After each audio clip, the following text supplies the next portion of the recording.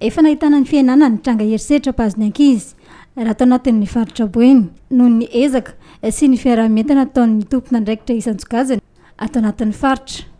Izany natao mba ahafana miaro ny Ankizy amin'ny herisetra mety hanjady amin'izy ireo fa indrindra mba ahazoan'ireo Ankizy misitraka ny zony.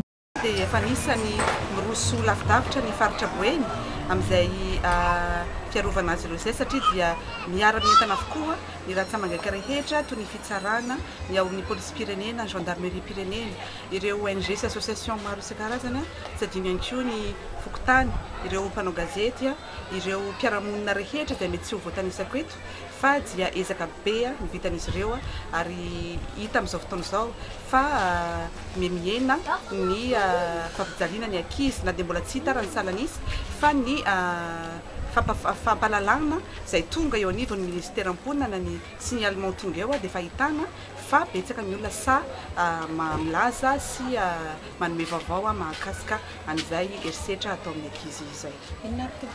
Androany nataony fankalazana indray volany Ankizy izay natao teny amin'ny SOS village d'enfants tany Malandy. Araka ny hitantsika teo moa dia natao androany tokoa ny fankalazana ny iray volany Ankizy tatao anatin'ny faritra Juin rehefa vitany nasionaly tany Toamasina.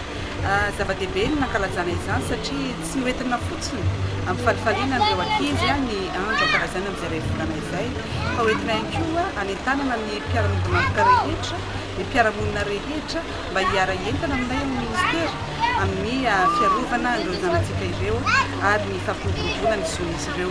Ireo tokoa ny hoavin'ny firenena satria izay no mety nanamarika an'izao iray volana Ankizy izao. Ankizy voaro amin'ny herisetra afaka miatrika ny hoavin'ny tanteraka.